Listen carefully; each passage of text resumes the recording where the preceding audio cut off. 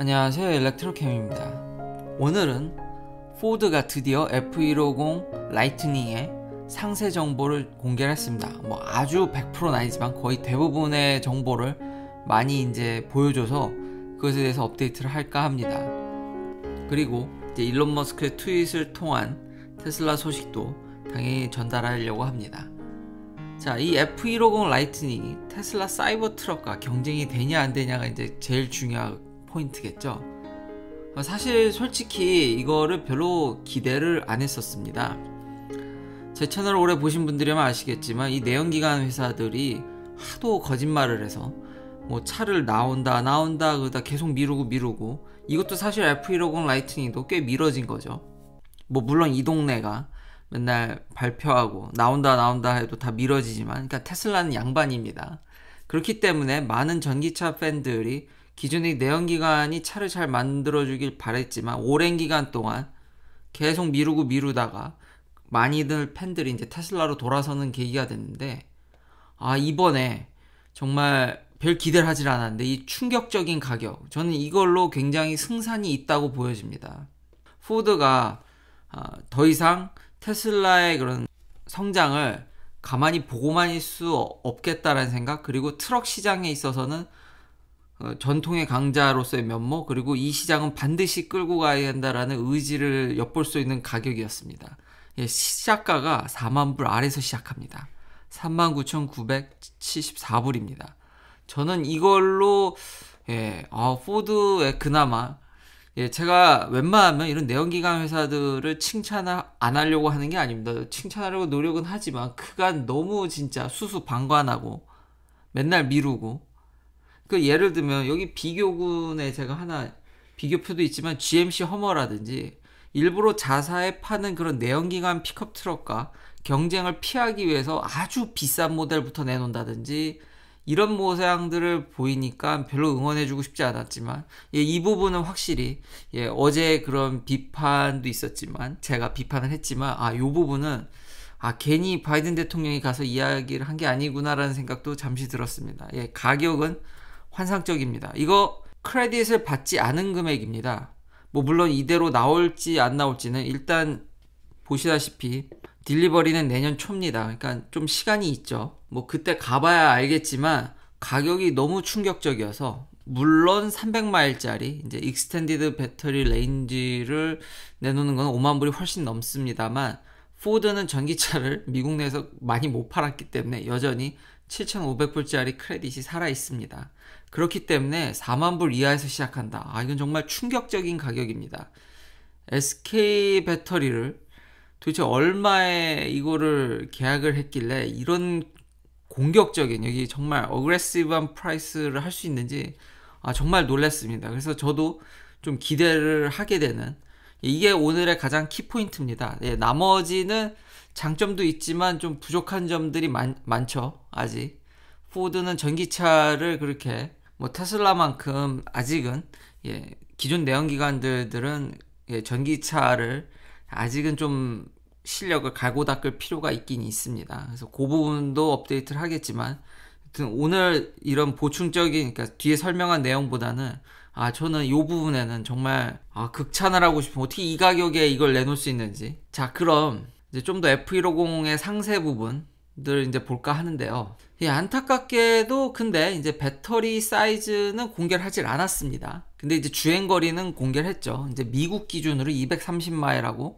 익스텐드 레인지 5만 불 좀 넘어가는 5만 불 중반짜리 이제 300마일인데, 그러니까 주행 가는 거리만 공개했지 배터리를 공개하진 않았습니다. 그래서 조금 의심스러운 부분이 있는데, 일단 그래도 에스티메이션으로 카인드라이버가 하길 아마 230마일짜리는 115kWh가 될 것 같고 300마일짜리는 한 150kWh가 될 것 같다라는 이야기입니다. 근데 전 이 에스티메이션이 거의 맞을 것 같긴 합니다. 일단 포드 F150의 디자인이 기존 픽업 트럭의 모습을 계승했습니다.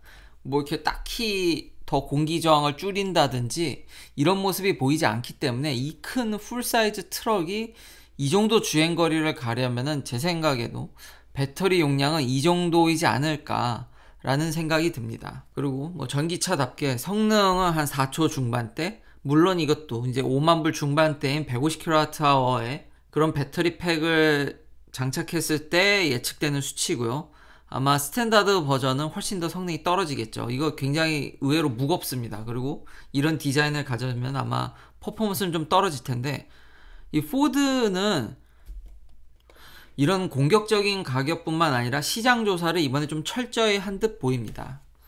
그러니까 누가 전기 픽업 트럭을 사겠냐라는 거죠.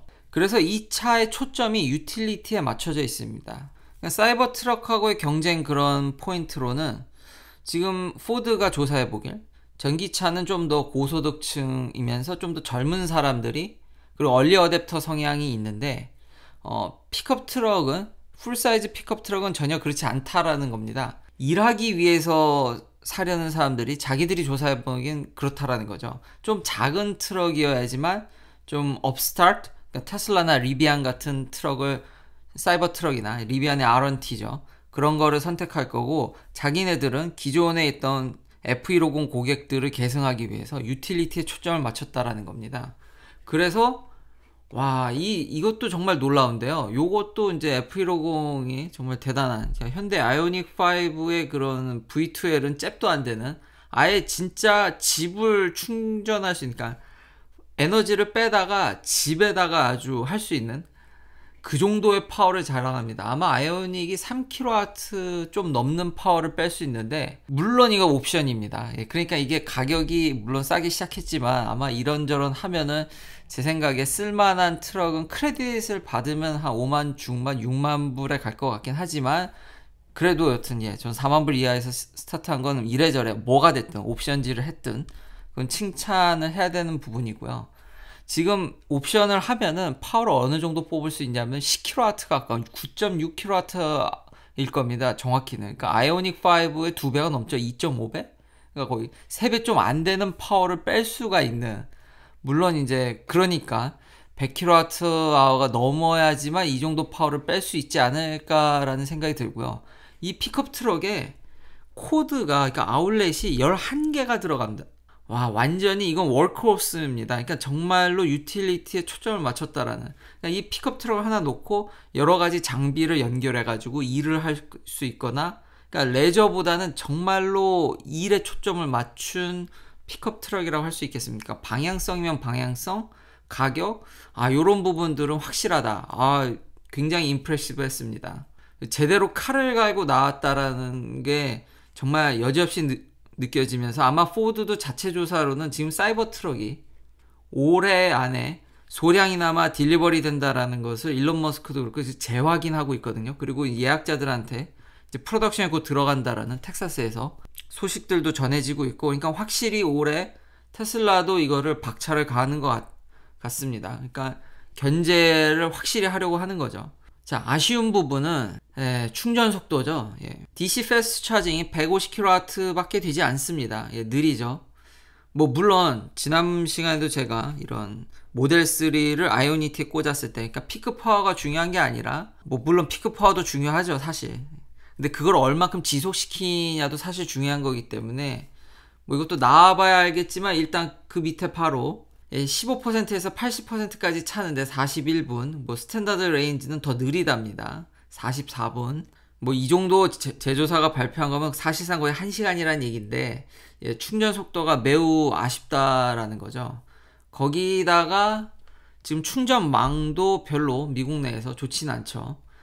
그렇지만 이제 내년 초에 이제 나올 차니까, 그리고 포드가 지향하는 그 서드 파티를 포드 패스로 이걸 통폐합해가지고 이제 유기적인 그런 걸 구현하겠다고 하는데, 이건 좀 의심스럽습니다. 이건 쉬워 보이지 않기 때문에 지금 아직도 서드 파티들의 그런 규격이라든지 내부 통신 규격들이 통폐합되어 있지 않기 때문에, 과연 포드가 여기 얼마나 개입을 해서 이걸 테슬라 슈퍼차저와 비슷한 정도로의 유기적인 그걸 묶어낼 수 있을지는 솔직히 지금도 매우 이건 의심스럽습니다. 이게 단점이죠. 근데 이거는 포드만의 단점이 아니라 테슬라를 제외한 다른 모든 전기차의 단점이기 때문에, 그래도 내년까지 좀 갈고 닦아서 좀 어느 정도는 나오면은 그래도 그럼 경쟁을 해볼만 하지 않을까. 그렇지만 이 충전 부분은 매우 아쉽다. 속도면 속도, 아직 인프라면 인프라는 뭐 전혀 이거는 비교 대상이 아니죠. 그나마 이제 위안인 거는 이제 온보드 차징입니다. 이게 지금 루시드 에어에서 지금 강조하고 있는 건데, 이걸 포드 F150도 라이트닝도 이걸 차용을 했습니다. 그래서 집에 이런 홈 차저가 좀 잘 되어 있다라든지 이러면은, 물론 이제 DC 패스트 차저랑 비교할 건 아니지만 이 큰 배터리를 집에서 빠른 시일 안에 이제 충전할 수 있다라는 거죠. 근데 발열 문제나 이런 문제를 어떻게 잡았는지도 좀 솔직히 궁금하긴 합니다. 왜냐하면 초기 테슬라도 제가 기억하기엔 이 온보드 차저를 정말 높게 했다가 배터리에 물이라든지 열 문제로 인해서 이걸 결국 11.2kW 수준으로 온보드 차저를 줄인 걸로 저도 기억을 하는데, 그래도 여튼 지원한다니까 이건 나름 또 장점이 될 수 있겠죠. 자, 토잉 캐퍼시티도 이 기존의 내연기관 대비 그렇게 떨어지지 않습니다. 그리고 재미난 부분들은 페일로드 캐퍼시티인데, 역시 그 전기차의 약간 이건 단점이죠. 그러니까 배터리 사이즈를 키우게 되면 익스텐드 레인지, 그러니까 롱 레인지 버전으로 가게 되면 이 페이로드가 좀 준다라는 거, 그 배터리 무게만큼 감소한 점이, 예전에 제가 클래스 A 세미 트럭 얘기했을 때 그런 배터리 무게와 그 페이로드 캐퍼시티의 상관관계가 여기서도 드러나서 이런 부분도 재미나게 봤고요. 뭐 그 외에 이제 내부 엔터테인먼트 시스템이라든지 이제 테슬라 오토파일럿에 준하는 포드의 이제 블루 크루즈, 이것도 좀 잘 가다듬어 남아줬으면 좋겠습니다. 아직은 테슬라에 비할 정도가 아니고요. 아예 이건 제가 과거에 영상을 만들어서 이런 같은 길을 미국의 여러 유튜버 분들이 포드 막이랑 이제 테슬라 오토파일럿랑 비교해서 가는 길을 비교해줬는데 전혀 비교 대상이 안 되고요. 아직 거기다가 데이터도 부족해서 GM의 슈퍼크루즈에 비해서도, 그러니까 테슬라를 비교할 필요도 없이 GM 슈퍼크루즈 대비 데이터도 부족해서 아직 커버하는 HD 맵으로 커버하는 하이웨이도 아직은 적어서 이런 부분들은 포드의 약점이라고 할 수 있겠습니다. 거기다 다른 유튜버 분께서 굉장히 잘 설명해 주셨는데, 이런 경고등 문제도 있죠. 라인 트래킹 하는 거를 이제 놓는다든지 이랬을 때 운전자한테 해주는 경보가 법적으로 이게 안전장비가 아니라 편의장비라서 그 경보를 안 해준다 그러는데, 그런 부분들은 너무너무 아쉽고요. 그러면 컨슈머 리포트나 다른 카인드라이버라든지 자동차 전문 잡지들은 이미 그 법적인 문제를 알고 있을 텐데, 그럼에도 불구하고 테슬라 오토파일럿의 안전 문제를 제기했다라는 게 참 신기하고요. 왜냐면 현실적으로 역으로 얘기하면은 테슬라 오토파일럿만큼 안전한 주행 보조 장치는 없다라는 얘기입니다. 그래서 그런 부분들이 빨리 개선이 된다라면은 해볼만 하지 않을까. 그러니까 이런 부분들은 단점이죠. 단점이지만 아직 시간이 있으니까. 그리고 이런 프렁크, 다른 지금 내연기관 차들과는 달리 포드 F150은 유틸리티에 초점을 맞췄듯이 이 지금 엄청나게 큰 프렁크를 보십시오. 거기다 이제 아울렛도 하나 지금 이렇게 나와서 여기서 옆에서 작업하는 모습을 볼 수 있습니다. 아울렛이 11개입니다. 11개. 이건 정말 파워하우스다. 이게 진정한 V2L이라고 저는 극찬을 하고 싶습니다. 이거 아이디어, 타겟팅, 배터리 사이즈, 가격, 이거는 포드가 제대로 칼을 갈고 나왔구나. 그치만 아까 좀 전에 얘기했듯이 충전 환경, 충전 속도, 주행 보조 장치는 매우 약점이다. 뭐 그래도 가격이 엄청 싸게 시작하니까, 이게 진짜 근데 가능할까? 어제 제가 비판했듯이 이것도 설마 좀 만들다가 이거 멕시코로 가져가서 멕시코에서 뭐 만든다 이런 얘기를 하지 않고, 제가 어제 얘기했던 포인트는, 아니 미국 내에서 이렇게 제조업이 붕괴돼가는 미국에서 그렇게 수십만 대의 차를, 전기차를, 그것도 만든 테슬라를 두고 오히려 멕시코 가서 지금 전기차를 만들어 갖고 지금 미국으로 실어오는 회사한테 일자리를 보존해 주겠다라는 것부터가 저는 넌센스였지만, 이런 차를 만약 내놓는다 하면 어제 그런 바이든의 발표는 그나마 좀 그래도 아주 의미가 없진 않았다라는 생각이 듭니다. 그래서 이게 비교표고요. 똑같은 가격, 정말 사이버 트럭을 제대로 타겟팅했다라는 걸 알 수 있고, 근데 테슬라는 크레딧이 없습니다. 너무 많이 팔아서. 그냥 크레딧을 얹고 포드가 싸운다면은 확실히 이점이 있고, GMC와 뭐 고급 모델을 타겟팅하겠다고 하지만 이러면은 전기차 대중화하고는 거리가 먼 겁니다. 이런 이유가 그때 제가 비판했던 게, 자사의 픽업 트럭과의 이런 간섭. 지금 포드 F150 라이트닝은 내연기관 자사의 간판 모델의 F150과 가격이 완전히 겹칩니다. 분명히 제사를 깎아먹을 여지도 우려가 되는 부분이지만 확실히 전기 픽업 트럭으로 넘어가겠다는 의지가 GM보다는 훨씬 더 느껴집니다. 그러니까 포드의 그런 칼을 간 모습이 제대로 느껴지고, 지금 포드가 자체 조사한 결과로도 알려줬듯이, 물론 리비안 R1T도 이거 많이 포드가 투자를 했지만 주행거리면 주행거리, 크기면 크기, 유틸리티적인 면에 있어서 좀 차별화를 했기 때문에, 그리고 당연히 훨씬 싼 가격에서 시작을 하기 때문에 이 리비안 R1T하고는 좀 그래도 덜 간섭 있지 않을까라는 생각도 듭니다. 그러니까 제대로 잘 타겟팅은 한 것 같다라고 정리가 됩니다. 자, 그럼 이제 테슬라 소식은요, 일론 머스크 트윗을 이제 따라가면, 어제 페라구의 이런 리서치, 그 오퍼레이팅 애셋, 그 캐시 리턴으로 계산한 이 오퍼레이팅 애셋에 대해서 이미 BMW나 폭스바겐을 넘어섰다. 그러니까 요약하면 다들 이미 어느 정도는 알고 계시지만 그걸 확실히 검증해줄 그런 객관적 데이터가 좀 부족했는데, 테슬라는 성장하는 회사이기 때문에 자기 투자하는 금액을 줄이면, 그러니까 워낙 재투자가 많은 회사라는 거죠. 연구비도 그렇고. 근데 그런 부분들을 줄이면 이미 흑자가 나고 굉장히 건전한 회사라는, 약간 좀 부족하다 그랬는데, 그것에 대해서 일론 머스크가 굉장히 리마커블한 인사이트라고 이제 칭찬을 해서, 물론 CEO는 그 부분에 대해서 정확히 알고 있을 거기 때문에 약간 동조하는 말을 해줘서 뭐 립서비일 수도 있지만, 어느 정도 또 그러니까 이 분석이 좀, 그러니까 무게가 좀 실린다라는 거죠. 그리고 일론 머스크가